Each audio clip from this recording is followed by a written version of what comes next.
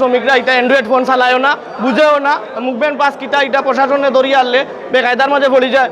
হাজার হাজার CNG dumping করা হয়েছে, হাজার হাজার মাইক্রোবাস বিভিন্ন ইমার্জেন্সি যাত্রী লইয়া গেছে, এইগুলারে আটক করিয়া মামলা দেওয়া হয়েছে। তখন মালিকে তো এইগুলা বুঝতো নাই কোন কারণে মামলাটা দেওয়া হইল। তার চাকরি যাইব, তার অসহায় লাস্ট পর্যন্ত চুরি ডাকাতির লগে জড়িত হইব। আতকর মতো ইয়া যদি কেউ চুরি ডাকাতি করে এর চেয়ে সরম আর হইতে পারে না। বর্তমানে যে লকডাউন চলমান, লকডাউনের মধ্যে যে শ্রমিকরা যে বর্তমানে অসহায় হইয়া পড়ার কারণে শ্রমিক রাস্তায় নামছে।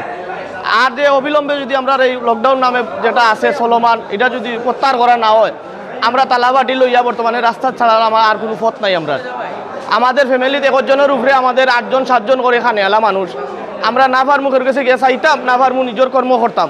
তখন যদি সরকারে যদি একটারে একটু সহানুভূতিভাবে দেখুন না, বিভিন্ন জায়গার বিভিন্ন গাড়িগুলা চলের লকডাউনের নামে আমার পরিবহন শ্রমিকের যেগুলা গাড়িগুলা বন্ধ রয়েছে, এরা বড় নির্ভয়ের মাঝে পড়ছে। গত বছরে যে লকডাউন ছিল সেই লকডাউনে আমরা শ্রমিকদের দ্বারে দ্বারে গিয়ে ওনাদের তালিকা তৈরি করে দেওয়ার পরেও কোনো সুফল পাইনি। এবারও শোনা যাচ্ছে তালিকা দেওয়ার জন্য, লাইসেন্সের ফটোকপি দেওয়ার জন্য। এইরকম তালবাহানার মধ্যে আমরা কতদিন আর চলে যাব।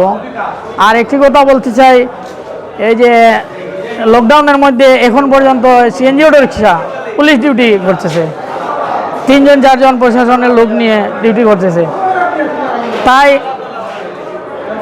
যদি এই গাড়িগুলো গণপরিবহন সীমিত আকারে স্বাস্থ্যবিধি মেনে চলার সুযোগ সুবিধা দিলে এই শ্রমিকরা অনাহারে না খেয়ে থাকে না, তাদের পরিবার পরিজন অনাহারে দিন যাপন করে না। তাই আমার আকুল আবেদন, অবিলম্বে আমাদের গণপরিবহনকে স্বাস্থ্যবিধি মেনে চলার অনুমতি দেওয়ার জন্য। আমরা এই মহামারীর মাঝে, লকডাউনের মাঝে অনেক কষ্টের মাঝে আছি, যেটা বাসায় প্রকাশ করার মতন নয়। আমরা মেহনতি শ্রমিক, আমরা কারো কাছে হাত পাতি না, আমরা কারো দয়া বাসি না, আমরা নিজের কর্ম করি, আমরা চলি। আজকে দীর্ঘদিন ধরিয়া লকডাউনের নামে আমরা কর্মবন্ধ। আমরা বিভিন্ন সময় আমাদেরকে আশ্বাস দেওয়া হয় আমরা সহযোগিতা করার, কিন্তু কোনো ধরনের কোনো সহযোগিতা করা হয় না। বাট আমরা কোনো সহযোগিতা চাই না, আমরা কর্ম করে চলতাম চাই। অনেক নেতারা অনেক ধরনের পরিস্থিতি দেন, কিন্তু বাস্তবতায় আমরা শ্রমিকরা কোনো কিছুই পাই না। অতএব আমরা শ্রমিকরা কারো দয়া কারো সাহায্য চাই না, আমরা চাই আমরা আমাদের কর্ম করিয়া যাতে চলতাম পারি। আমরা গত লকডাউনে আমাদের শ্রমিকের জন্য ID card, voter ID card এবং লাইসেন্সের ফটোকপি সহ আমরা দিন রাত অক্লান্ত পরিশ্রম করে আমরা একটা তালিকা তৈরি করে সিলেটের জেলা প্রশাসকের মহোদয়ের মাধ্যমে জমা দিয়েছিলাম। আমরা শুনতে পেরেছিলাম আমাদের 2500 টাকা করে আমরা প্রত্যেকটা শ্রমিক মাথা পিছে পাবে সরকার থেকে অনুদান। এটা আমাদের জন্য আমাদের সাথে প্রতারণা করা হয়েছে।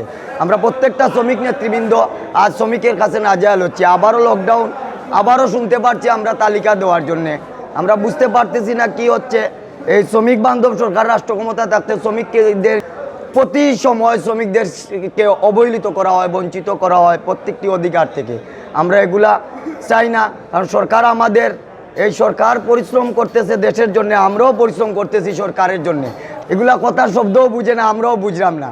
এগুলা বুঝতে হইব, আগে শিখাইতে হইব, ক্লাস করতে হইব শ্রমিকরে, ক্লাস করার পরে শ্রমিকরে আপনার মামলা দেওয়ার সিস্টেম করুক। আমরা আমাদের আজকে ঐক্য পরিষদ নেতৃবৃন্দর কাছে আমরা দাবি জানাই, ওই যে লকডাউনও যারা অনাহারে দিন যাপন করেন, বাধ্য হইয়া সড়কও বার হয়েছে, যানবাহন লইয়া তারা মামলা দেওয়া হয়েছে, এই মামলা বিনা টাকায় প্রত্যাহার করতে হইব। আমরা অনীতি বিলম্বে আমরা নেতৃবৃন্দর কাছে চাই কর্মসূচি দেওয়ার লাগি। আমরা দরকার নাই সাহায্যর, আমরা লকডাউন প্রত্যাহার করে আমরা গাড়ি, আমরা আমাদের যানবাহন পরিবহন করে আমরা নির্ধারণ কর্ম করে খাবো।